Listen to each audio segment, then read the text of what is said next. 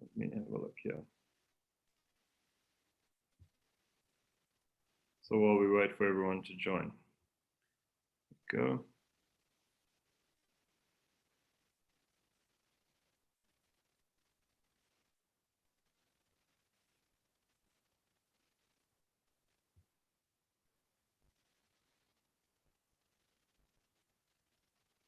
Hello, everyone.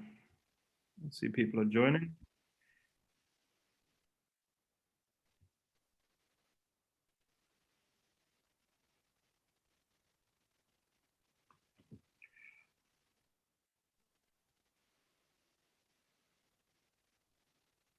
Yes.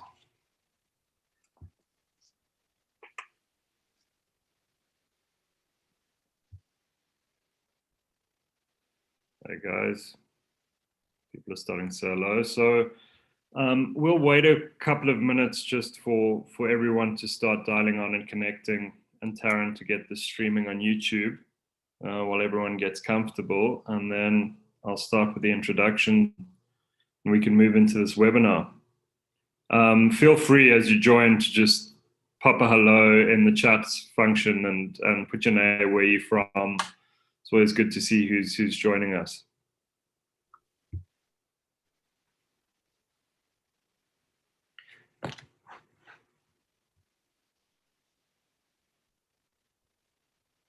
Okay, brilliant. While everyone joins, I'll slowly but surely start introducing everyone. I'll start with myself first, but definitely least. I'm Lloyd Staples. I'm the CEO of Incona.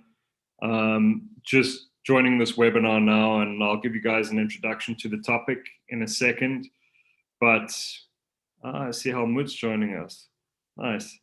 But let me introduce my fellow panelists first. I've got, starting with the youngest and smartest, we've got Dion de Bruin from Daimler, who's joined us today. He's the IT hub manager for MB Mercedes-Benz in South Africa.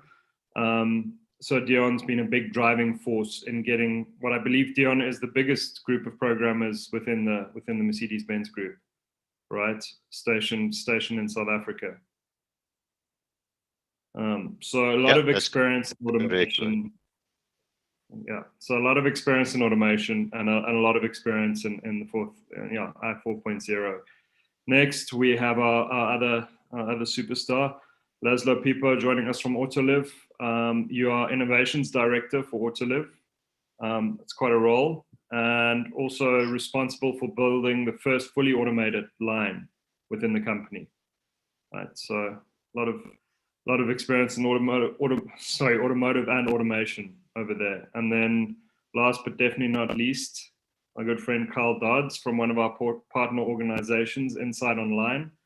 Kyle works with automating data, really, which is pretty much, in my mind, one of the biggest kind of topics within industry at the moment, is data flow, making data-driven decisions, and not just automating workflows, but also automating people's processes and the information that comes off them. So guys, welcome, and thanks very much for joining us today. It's really great to have you. So I'm going to start with this topic. I mean, this topic is around, gave a talk on it a little while ago, but it really fits two parts, right? One part is people. You know, people have always been there. We're the driving force of our world, right? We create the world we live in, and we've done a lot of, within the industry we work in, we've done a lot of interesting things over the years. But there's no doubt that over the last 20 years, the rate of change has just accelerated dramatically, right?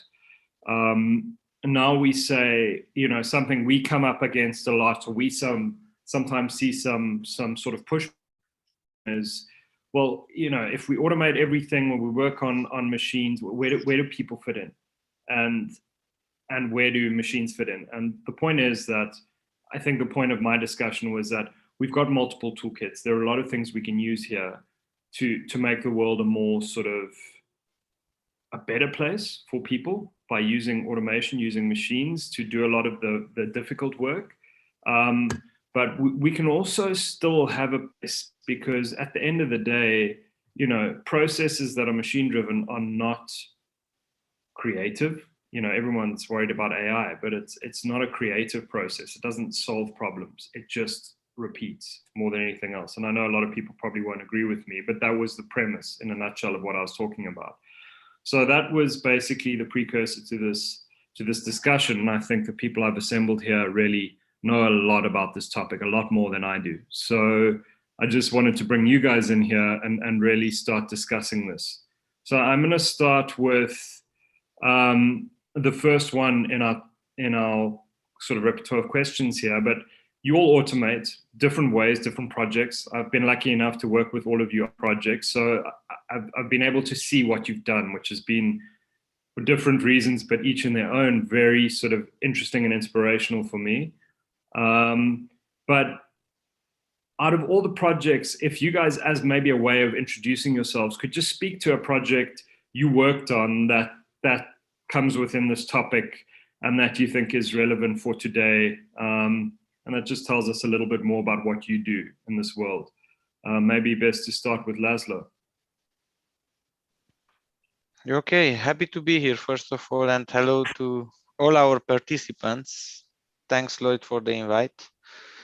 I will mainly speak about process automation, and this is the area that I can relate the most with.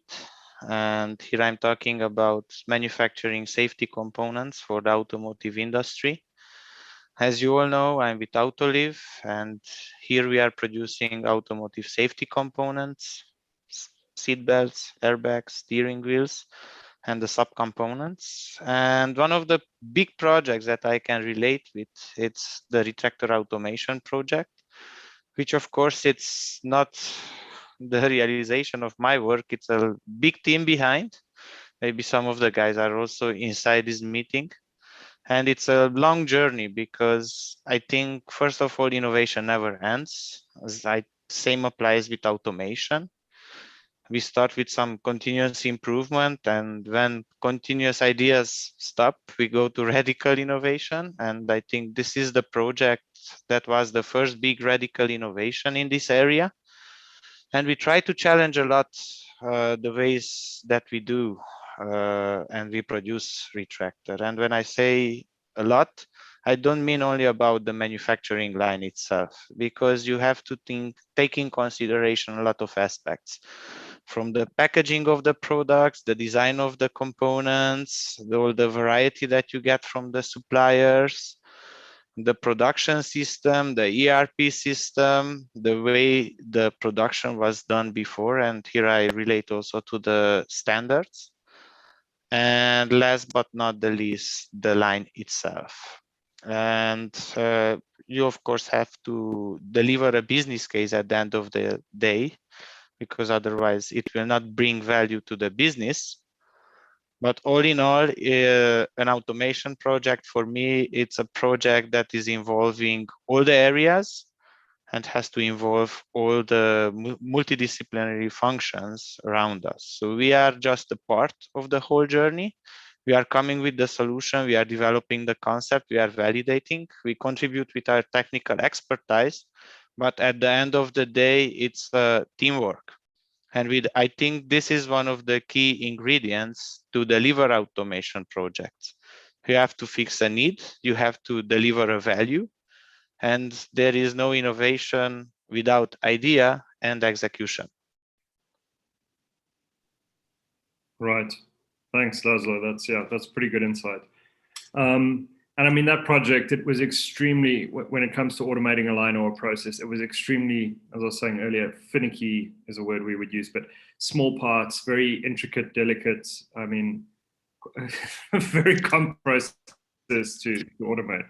At the end of the day, if we speak with some data, it's a 21-meter long line with 11 stations and 77 processes inside, 11 robots, I think 12 automatic feeding systems, lots of quality systems like vision systems and sensors that have to make sure that the end product is good quality. But all these have to work like a Swiss clock. And this was our biggest challenge, to connect so many processes and to have all of them work like one oiled system, well-oiled system, so to say. And the other is that we are taking a product that is since years in production, and this product was not necessarily thought for design of automation. So it's always a challenge when you take an old product that was not designed for an automatic line. So our traditional way of building retractors, it's a good mix of manual processes and some semi-automatic processes. It's wrong to say that we automated fully. We automated most of the processes that bring value, but we decided not to automate all the feeding processes due to the high variety of components and the difficult geometry. As I said, at the end of the day, it's also business, and it was not worth to automate everything, but all the value-adding processes are automated. Yeah, and that's, I mean, I think that's an interesting topic for in a bit. But I'm going to ask maybe Kyle, as the non-automotive guy, will sandwich you in between the two automotive guys. Can you speak to the same question? So, you know, working on data and information and automating workflows and processes and data and decision making. Fantastic. So I think, yeah, just to reflect on that, and I think this is a journey everyone in this 4IR sort of journey will walk, and it really is one of our biggest projects is working with one of the biggest telecom providers in South Africa, and it's taking these buzzwords that get thrown around a lot and actually converting them into something that's a reality. And, you know, we'll talk about machine learning, we'll talk about predictive analytics that's actually going to give us actionable insights. And the reality, a lot of organizations at this stage are still grappling with that transition and starting out from a data maturity point of view that's probably not where they want it to be. So our biggest sort of journey has been walking with this telecom provider, who we currently run around 30 billion rand through our dashboards on a yearly basis, and actually realizing what machine learning can do for them. But it really starts at the beginning, where we say, you know, proper infrastructure, the right frameworks, and establishing that foundation that's needed. And I think that's sort of the real mentality coming into this 4IR, is that we need to make sure that you've got those foundational steps in, and whether that's the data analytics or it's your cloud provider. I like what Laszlo said, is that this is a Swiss clock where each part needs to play its part. And that's really how it is. If you've got even one block out of place in your foundation, it really brings the whole building to the ground. And I think that's where these projects, and we all commit to project timelines of when we're going to deliver something, and we know how things can escalate, and it's that one block that you didn't account for that takes up of 80% of the time. And yeah, I don't know how many clients we've sat in front of explained this one block principle to, and not all of them bought it. But at the same time, I think when you walk these journeys continuously, you realize this principle. I think from us, at least, we've got a bit more accurate with project timelines and building in that fat. But yeah, it's just such an exciting space to be in at the moment.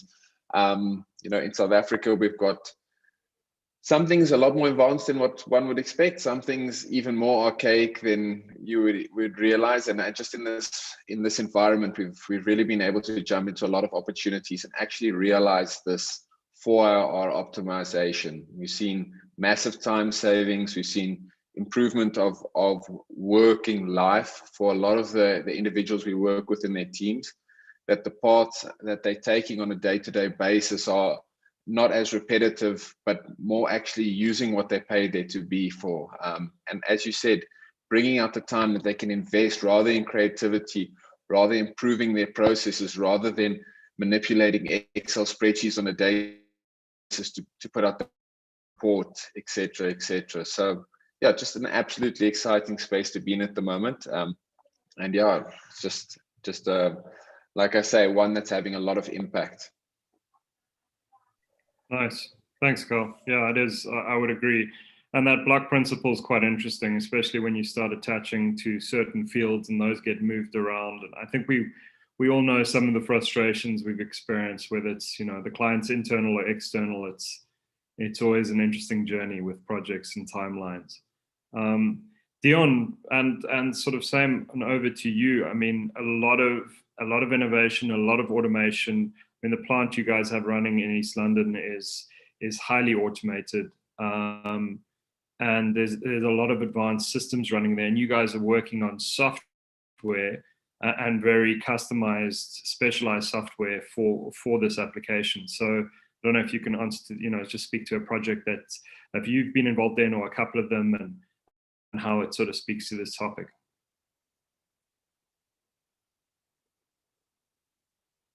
Sorry, Dion, you're still on mute there. Yeah. Hey, thank you, Lloyd. So good day to everyone. Yeah, I would like to start off with to say where Lloyd also really touched on it. There's a lot of buzzwords, and you know, everybody is in the space of big data and digitalization and innovation, and everybody wants to be in the space. So for me, the first question you always have to ask now, if you're in this space and you want to do digitalization, innovation, automation, what do you actually want to achieve? And that's for me the start. I don't believe to do something just to do it. I believe in adding business value. And if I'm doing software development, if I'm doing a project in terms of digitalization or using technology to automate, at the end, there must always be business value add. Otherwise, I'm actually playing.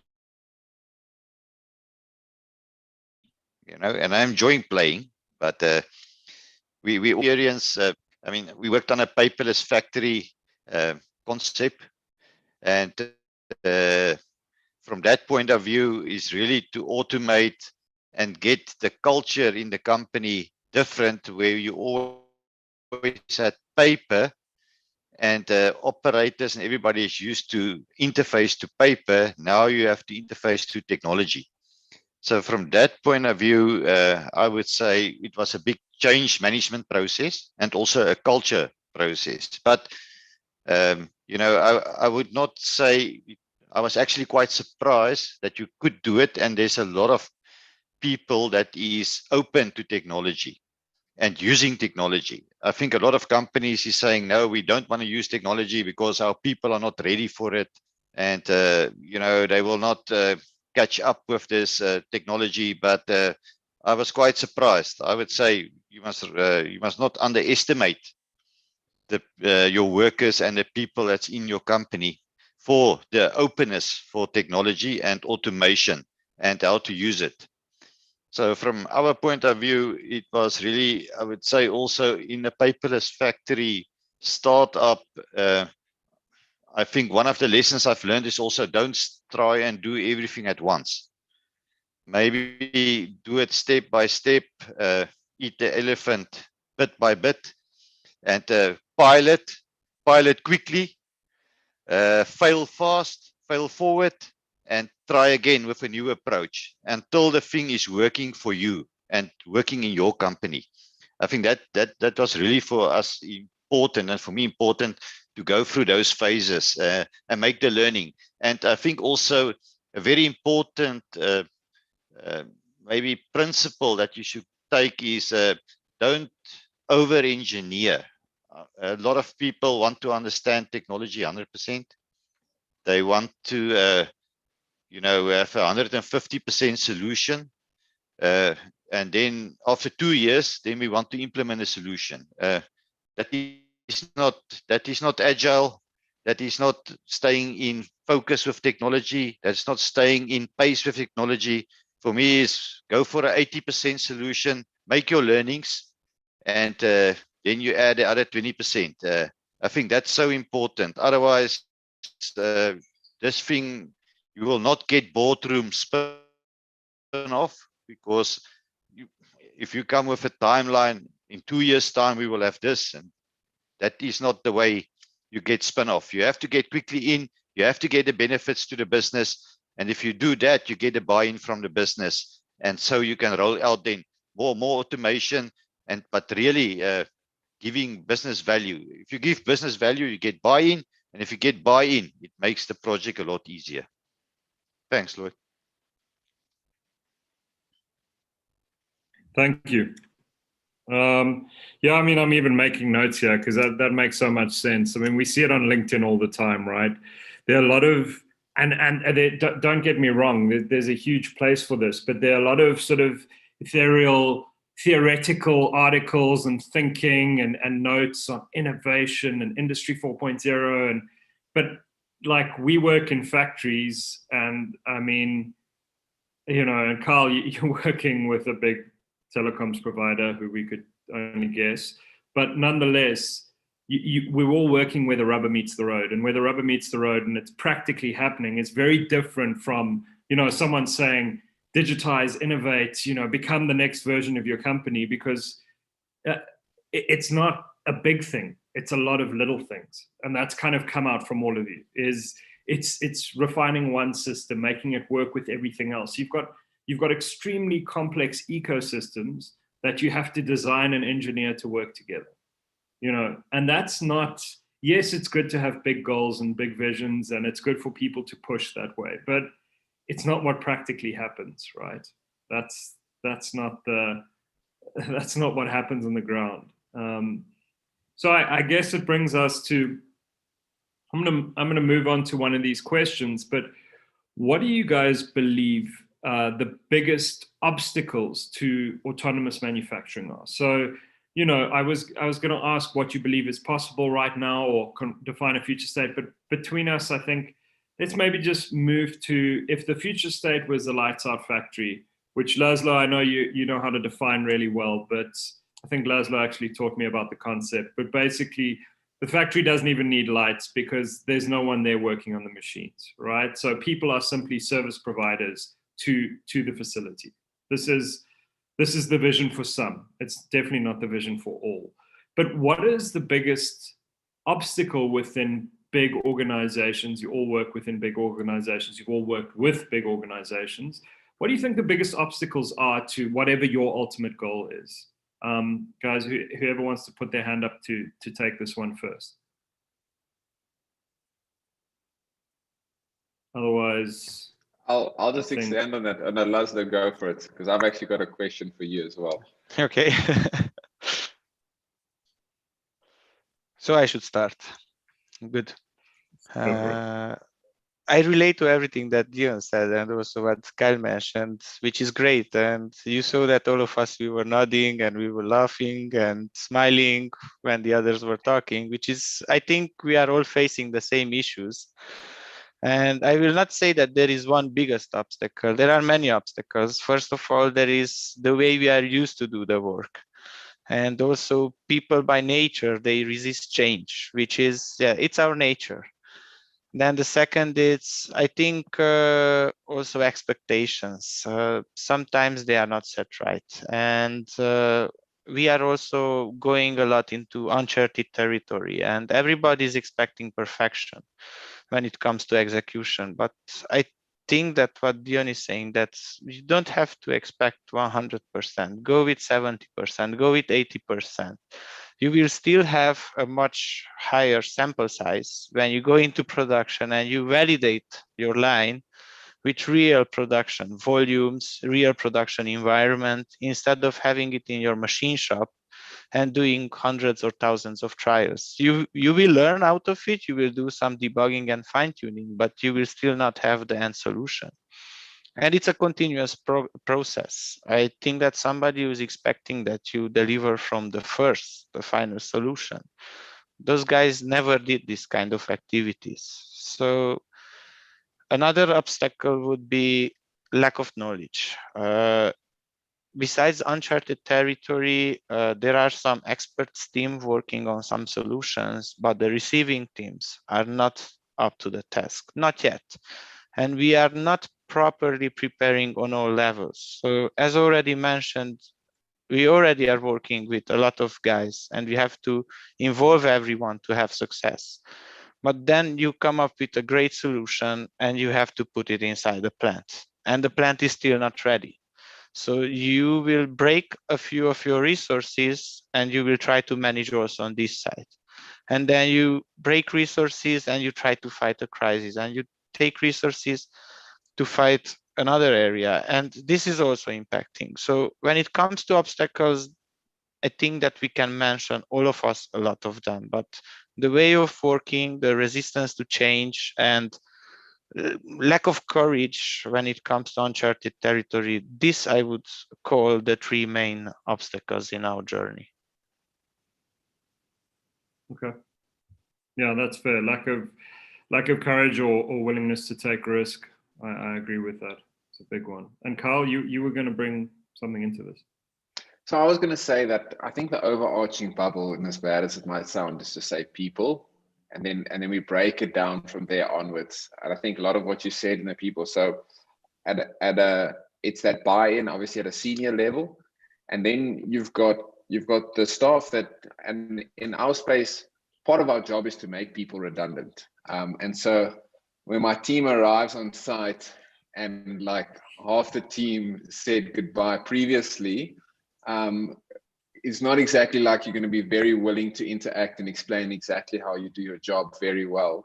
Otherwise, it then gets automated. And I see the other flip side of that, where we've had successful implementations where people have been upskilled. And for me, it's that broader journey where that becomes a challenge from a cultural point of view, is that how do we as a culture adapt to, we want to implement this, and how as a senior in an organization give stability to the remaining members in the team that go right the way down to, in our case would be the office floor, but a factory floor, that they have a position in the organization going forward. And so I think there's a much broader conversation around upskilling to be had.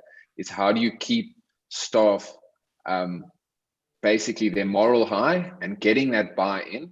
And I think you have to do that through ensuring that someone has security in the workspace. And I only think you can give someone security if you're doing that the whole education and the upskilling journey, because I don't see this as a massive job replacer. I see it as a massive shift of what people do in their jobs. And the only way we're going to get sort of the buy-in is how do we upskill them to be involved in other processes. And so for me, just the overarching topic is the biggest thing holding back is people, and people at the different levels all have their own things to overcome. So that's really the journey, at least from what we've seen. Okay. Yeah.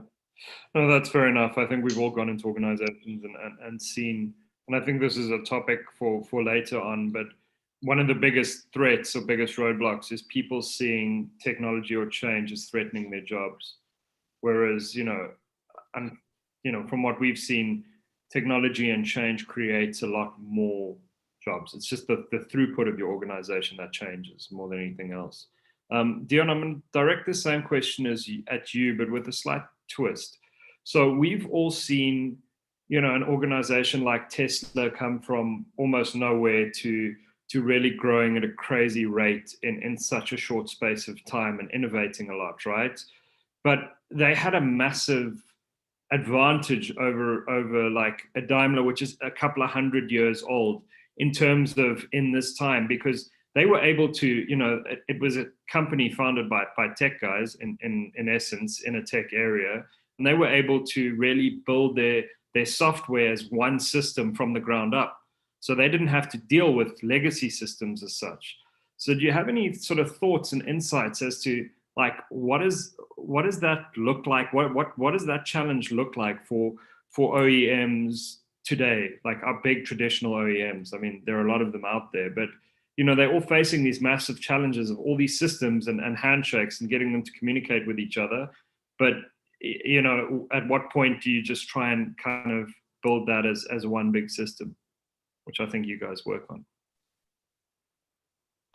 Yeah, Lloyd, I think first of all, I think it's always nice if you can start with a greenfields environment, so that you don't have any baggage and any legacy and to come with you. So from that point of view, I think then you definitely have an advantage of planning and put a proper system integration plan together and design your systems to support your business from that point of view. And where if you from 100 years back and coming with systems and changing systems and adding systems, it makes the landscape a bit difficult and not so flexible to implement new tech stack and new technology in it. So, and it cost also some investment to change it, actually a lot of investment to change that, to get it into the new technology and get some of those benefits of the new technology. So I think from that point of view, and as Laszlo and Carl's also allude to, it's not so easy. If we talk about change, it's always a problem. And you have to be careful in terms of changing your whole landscape from a software development, from an application point of view. And you also have to do that gradually and decide what is your priorities and change the priorities that's really going to focus on your strategy. So at least where you want to go, do you want to become the next Tesla, or no, we're going to focus on our strong points. So that is what we're going to do. For 100 years, we've done this and this well, and this is what we're going to do again well.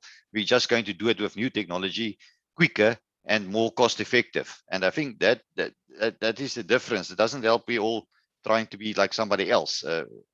I think we have to find our strengths and we have to work to the strengths and make that technology work for us, the new technology that's available to everyone, make that work, change the things that you would like to change in terms of priority, and invest in those type of things that was going to give you the biggest benefit on your, say, if you decide to go in a digitalization way, that you go in that direction and then invest in that direction and change the things. And of course, I think the biggest thing is you have to bring your organization with you. If the organization is not following in terms of your people and in terms of learning and in terms of skills, because as the guy said with the other topics that I find a lot of hesitation also is in terms of support.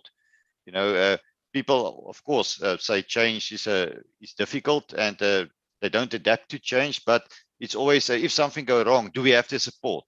Is there people that can support? And therefore, your organization need a whole skill. You need the skills up organization, if I can say it like that. You have to get this in this new world. You have to get the skills up. Everybody must go on a learning journey. Without that and the agreement from the boardroom, everybody will go on a irrespective level. You will start learning what is an API. You will start learning what is free and open source software. Everybody should have a basic understanding of technology, and that learning is a path that you have to take, but you have to make that decision. So if we talk about APIs, then the CEO plus everybody else know what is an API or know what is FOSS. So I think that is very important that you go on this journey, because otherwise you will not really get that benefit out of technology and that understanding of technology. Right. I think you hit on a very, very Thanks. important point. And sure, I think you hit on a very, very important point there, and one that I'd like to just kind of highlight again is that you've got startups and you've got rocket ships, but at the end of the day, you've also got companies with a lot of history, and that can be viewed, sometimes legacy can be viewed as baggage, but it depends how you use it, because it's also experience, it's also knowledge, it's also where hundreds of companies have failed, this company has kept succeeding and kept moving at a steady rate, right? So that kind of knowledge, yeah, maybe it's not that massive up down sort of quick growth curve, but it's not meant to be. It's steady, it's stable, it knows what it's doing, right? So there's a lot to be said for that, and I think that's very well said. Okay, guys, so I'm going to move on to the next question, because we're moving along lovely in a sort of through these in a lovely manner. But transitioning slowly from making things more autonomous to the people side of things. And Dion, you've also touched on that here. You've said we need to upskill. Carl, you touched on that. Laszlo, you also hit it. Upskilling is really important. Like there's going to come a time where, you know, we're learning at such a rapid rate and things are changing at such a rapid rate that education becomes more and more and more important, and skills development. But what do you think, from what is all this going to mean for people? You know, Kyle, you mentioned walking into a site where you're going to automate and people are going to lose their jobs. But at the end of the day, with what we've seen, that's not always the case, right? In a lot of positions where companies use a lot of technology, they become highly efficient and pretty effective. Like if you're a manufacturer, let's say you manufacture something simple, you bring a lot of technology into your factory. You should effectively be able to do what you do with less people, right? So there are two ways for this to go, but human nature is not to do the same amount with less people. Human nature is to do more with the same amount of people, right? So you expand your machine capacity, you expand your manufacturing capacity, and you grow your business. And I think from what we've seen, when companies start innovating and becoming completely or more and more autonomous, the demand for people grows. And I can't speak to whether that's a short, medium term demand, because innovating is such a like a labor intense process. But you know, what are your thoughts? And I think, Carl, I'll start with you, just because I addressed that at you slightly. But what are your thoughts on what this is for people? This whole shift. Yeah, I think coming back to my comment there on people losing jobs, that sort of comes down to the organization and how they manage it. And Andrew also in the chat there had a very nice insight around how you go forward in that space. And I think the companies that are doing it extremely effectively are not doing it necessarily as cost-cutting exercises to get rid of staff. They're doing it to really improve output, to maximize the service delivery to their clients. And they're using it in that way. Instead of as a cost-cutting mechanism, they're using it actually as how can we generate more revenue for our current cost base. And I think going into it with that mentality, people are having a lot more success.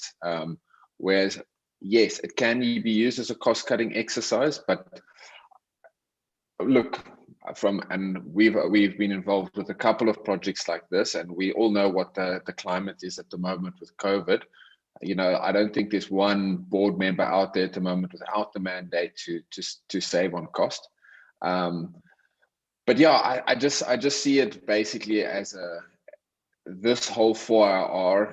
I like to look at it as the lens of how do we increase revenue, how do we increase sort of our operating margins and deliver more value per person, and not necessarily out of that lens of a cost cutting. But yeah, to your question, some people are using it to reduce people purely to cut costs, and I don't necessarily think they always achieve that goal. But when you go out and step by step and actually what value can we add with each of these processes, I think that's where companies are seeing the most value for their transformation. Yeah, no, I think you're 100% right. Of course, it can be used purely as a cost cutting, and hopefully it decreases costs by increasing output, as you said in the beginning. That would be the ultimate goal, right? And your head count would stay what it is, or even increase. Laszlo, when you guys built an autonomous line, how did you change the way the team worked? You know, there were a lot of people, obviously, previously, I think your average line would have, 6 or 8 people working on it. But now this project has had 30 or 40 people working on it, right? And you will continue to produce these lines. And as you said, the lines are not fully autonomous. They still have. So how does it change the way people work or the jobs people do, if that makes sense? I would definitely not look it only from the revenue side or the cost cutting side. And I think it will always depend on the area that you automate. Of course, some of the people will lose their jobs. There will be some new jobs created, and some of the people will just have to adapt through reskilling, upskilling.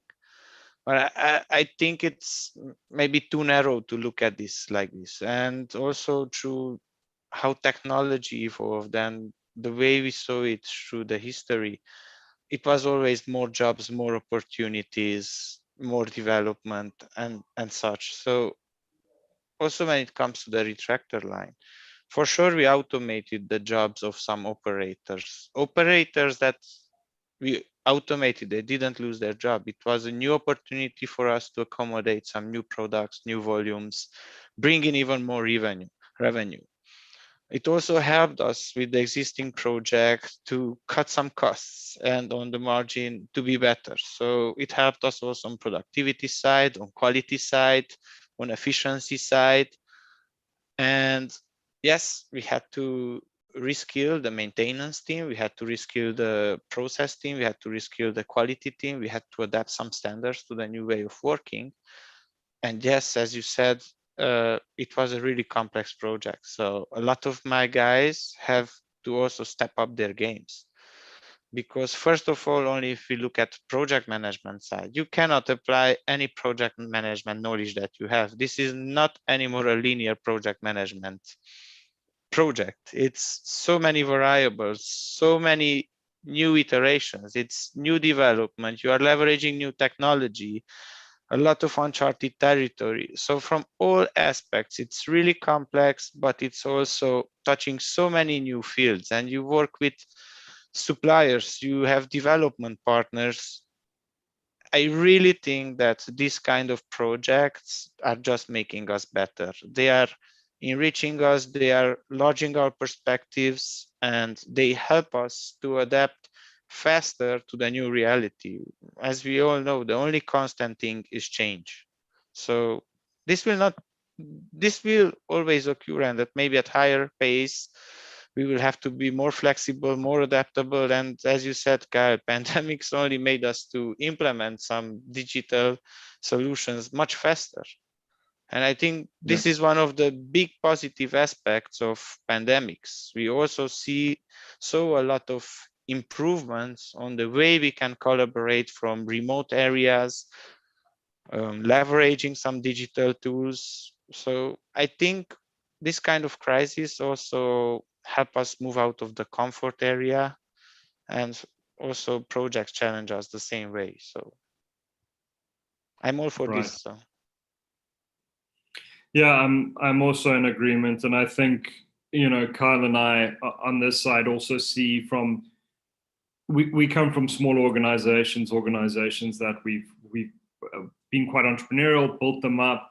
And one of the things we feel a lot, Kyle, I'm speaking for you, but please let me know if you disagree with me. But if you can't deliver your product or service to the market at a competitive rate, the market is going to put your whole team out of business. That's end of story. That's how the free market works, right?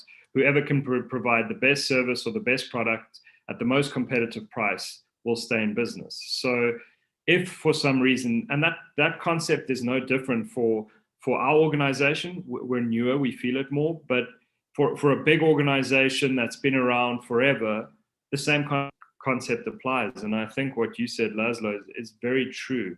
It's very broad, because at the end of the day, if you reach and you hit those efficiencies, that's what keeps you in business. That's what keeps you better than your competitors. That's what keeps you being good at what you do. So change is a must. You have to.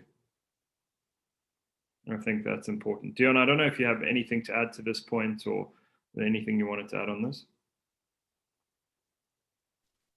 I think, Lloyd, I can totally agree with Laszlo and with Kyle that you really have to focus on productivity. So, you know, you have to get more out for less, but it should not start.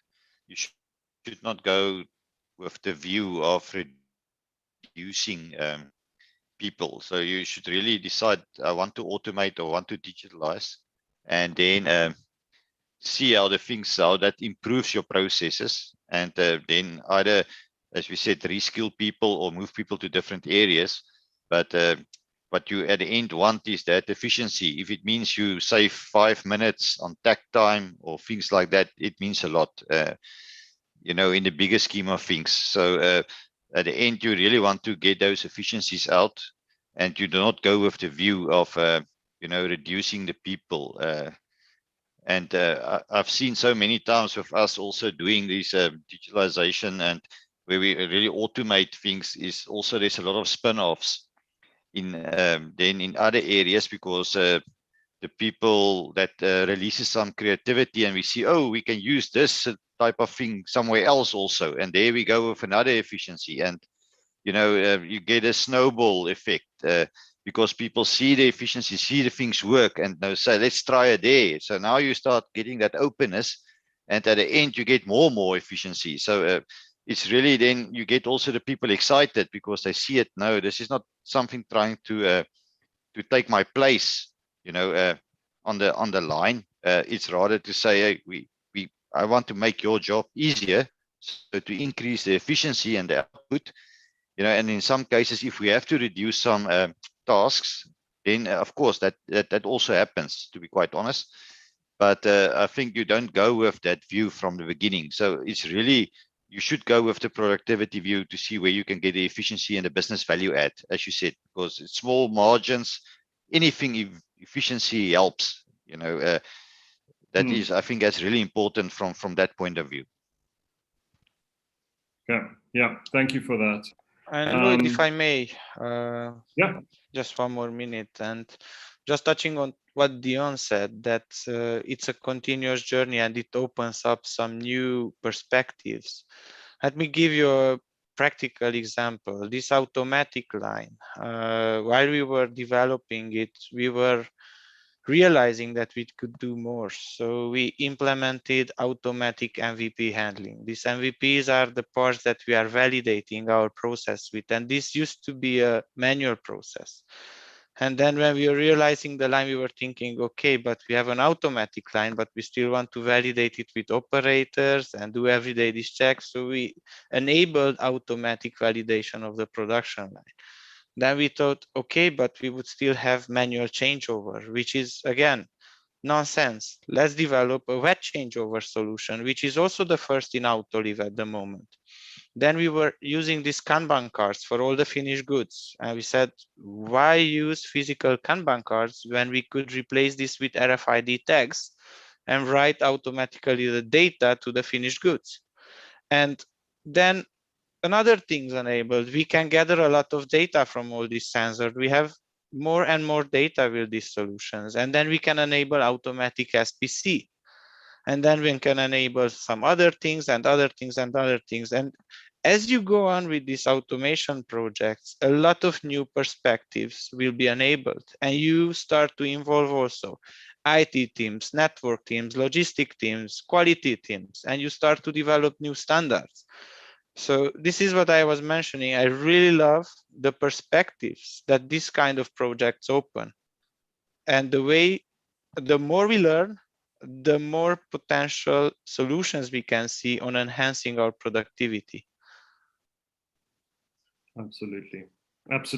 Yeah, I think that's very true. And Laszlo, I mean, the last question I'm going to bring forward here, and hopefully we've got a couple of minutes for people to ask questions, but and just expanding on that, I mean, the big positive, you know, like a lot of positives coming out at the moment, but the biggest positive for me, for people, so, you know, we're dealing with the fun part, which is like technology, automation. We all love that side of things. All four of us do, right? And that's one thing we've got in common.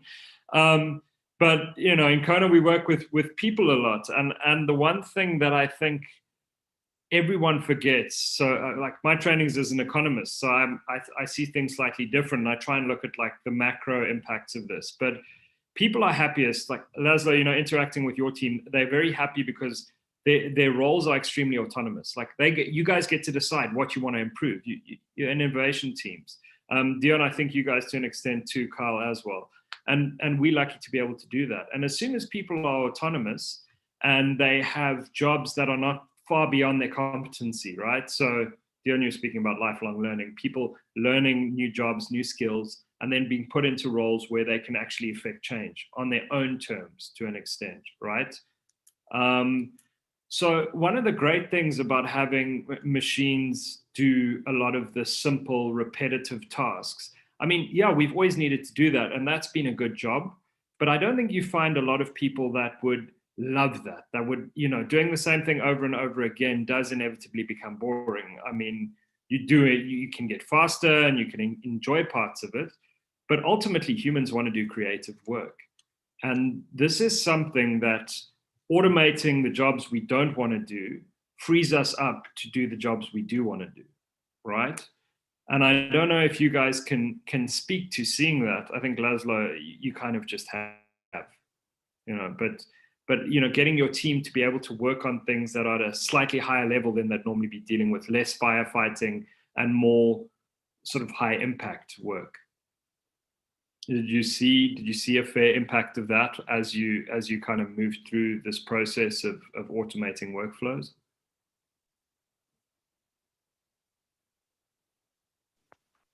So you address the question to me, or to you? Yes. I hope the others can jump in as well, but I think also the environment. Yeah, I think the environments that the people are working in, it's making a difference as well. And you mentioned you need dedicated resources which are ready to take the challenge. So my guys are great guys, but they are continuously learning. And they are also working with external experts. They are also learning a lot from the internet. And they are also learning a lot through failure, because we do a lot of rapid prototyping and we try to prototype everything that we develop before even having a business case behind. So we prototype, we learn, we do a lot of iterations, and this is how we arrive to a solution. So I think at the end of the day, it's a mix of people. You need attitude, you need curiosity, you need the willingness to learn, but you also need a proper environment where you can do this. And as you said, we are really lucky because we have the chance to drive this and we have the chance to do it as we want to do it. And at the end of the day, it's really important that we have the confidence from the organization to do this. And sometimes it's taking us longer or sometimes it's taking us shorter, but at the end, somebody has to do this job as well. Yep. Yeah.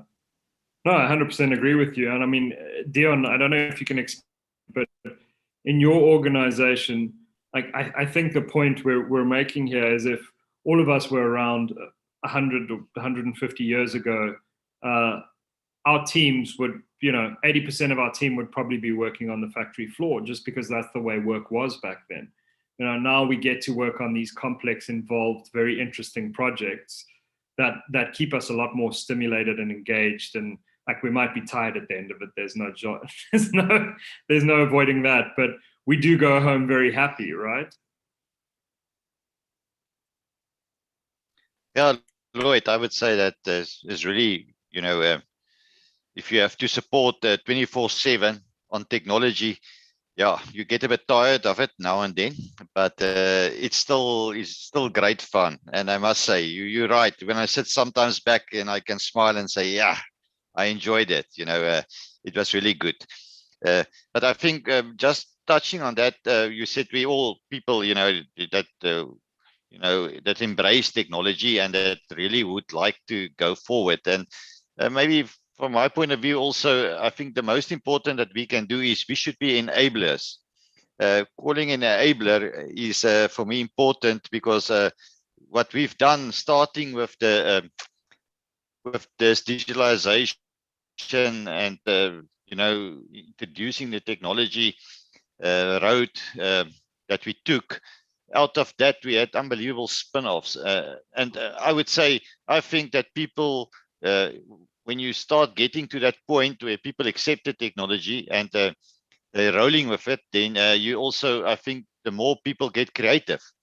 Because current, just as an example, we then organized the internal hackathon, innovation hackathon. So everybody in the plant could come and give their ideas, and and they choose the 3 best ideas, and we work then as an enabler with the guys on these projects, and these projects got implemented in the plant. And I think that's a beautiful story, because then you got the buy-in from the people. They don't maybe have all the technology savvy, but now you support them, you implement them, they buy in, it's their idea, and then the thing is just rolling, because other guys, if I walk maybe just in a plant, then somebody will say, yo, I've seen this app on my iPhone, this can change my work also. Then I say, let me have a look, and it's this kind of culture that you want. So everybody's looking in my work, how can I change it? How can technology help me? It's not anymore, I will lose my job if I open and say technology can do this better or what. There is no, I want to show you this technology can help me do my job even better. And if you get that culture change, I mean, then I'm really saying from a working point of view, that is really satisfying. I must say that is tough, but it's satisfying. Very tough, but very satisfying. I agree with you. Thanks, Dion. And Kyle, what are your thoughts on that? Yeah, so I think, Dion's touched on it, Lazo's touched on it now. We're really in a space where if you're an individual that's prepared to learn, I think you're going to have a good time. We're on a journey now where learning doesn't stop. There's gone are the days where you do a job and that's what I mean, in the environment, and that's where we keep coming back to skilling up, is that if you're an individual, and this goes literally from management all the way down, is that you have to be willing to continuously learn, because as soon as you finish the process, there's the next opportunity and there's the next skill set that you're going to have to adapt. So we're really in an age of continual learning. And I think that, for me, again, if you're an individual that's prepared to embrace that, I think your work environment is going to be a lot better. But if you are happy to plod, and we always do, this is our, I don't know, a hand signal for plodding, but if you want to just be a plodder and do the same thing repetitively, it's not going to be a great time for you going forward in the future. And so I think that's just going to be an overall mind shift change for a lot of people. But for me, I can't see someone happy to do exactly the same thing day in, day out for years on end. I think we'll have cycles, and that's where the whole management change comes in. You can't change what you do every single day, but yeah, for me, just the overarching thought is that I do believe this is going to make a better working environment, and it's going to be make lifelong learners of all of us. Yeah. I think we're all pretty excited and passionate about this topic. But I think before I ask any more questions, or I think we can definitely, with the time, sort of stop there and open it up to the floor for five minutes to see, does anyone have any questions for the panel at the moment? Feel free to direct it at anyone specifically. I think you could just raise your hand.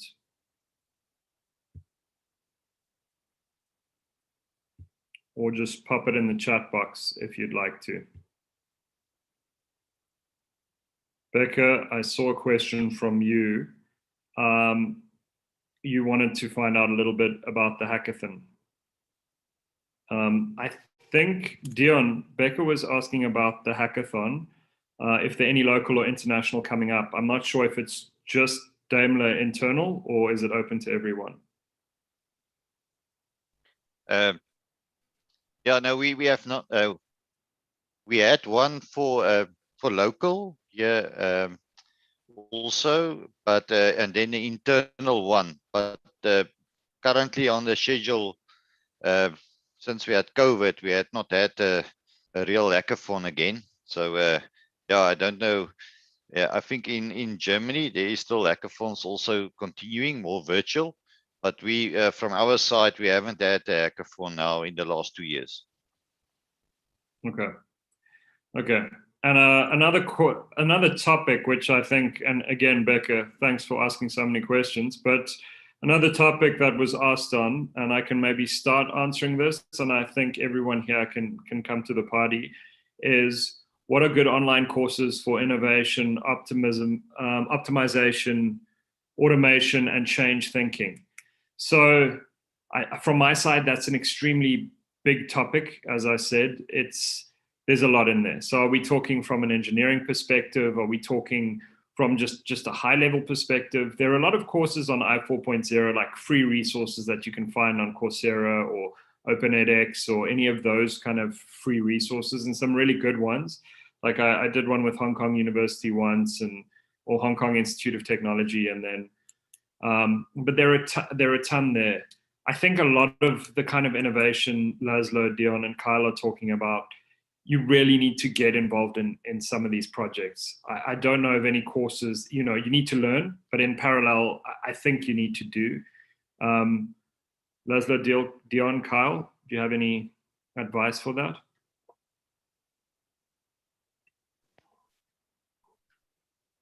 Yes, I think you're right. So at the end of the day, all this information that is available helps us to open our eyes to what is possible. You will definitely learn and some best practices, but there is no such thing as a recipe for anything. So you need to be aware about what is possible, what are the breakthroughs in technology, in material science, but this information you can find nowadays everywhere. So you just have to dig, you have to put the right questions, you have to find the right people to ask to. But at the end of the day, it comes to execution. As I said in the beginning, it's idea plus execution. You can have the best idea. If you don't act on it, you will never reap the benefits. So you have to do it. For me, this is the biggest lesson that I can tell anyone. You just have to act. You have to believe that it's possible for sure. You have to learn how to fail, but you have to execute. Idea without execution, it's worthless. Yeah. So just starting that journey, and I think you're probably already doing that, Becca. I can see your comments coming up there. But guys, I just want to thank you all so much for joining. Laszlo, Dion, Kyle, really been a valuable and interesting discussion. I think we've touched on some really, really important stuff here. Love to do this again sometime in a couple of months. I'll track you all down, and maybe we can revisit, because there are a lot of topics, a lot of discussion points to hit here, and it's always interesting to just see what's going on out there as well. Like we discussed this from a high level, and some of the important sort of things people are worried about, we address that, and some of the things that excite us, we address that. But some stage I'd love to have this discussion again with you and just look into what's actually happening out there at the moment and some of the exciting stuff we see. But thanks so much for your time today, and thank you everyone for attending as well. Really appreciate it. So the guys who've attended here and the guys that are live streaming on YouTube, it's really been great. Thanks everyone. Awesome, Lloyd. Thanks for having us, and thank you also to the other panelists. It's been fantastic just hearing everyone's journeys, and I think there is so many things we find in common even across industries. So just been a great afternoon chatting. Thanks for Stack. Cheers, Carl. Thank you also from my side. Stay safe and healthy. All the best. Nice, thank you, and Dion, nice seeing you, Dion and Lloyd. Happy to reconnect anytime with you, Kyle, as well. Guys, I think we're going to have to help Eskom in South Africa there. I see Dion's lights have gone off. Helmut's had to excuse himself for load shedding. We're having fun. All right, bye, guys.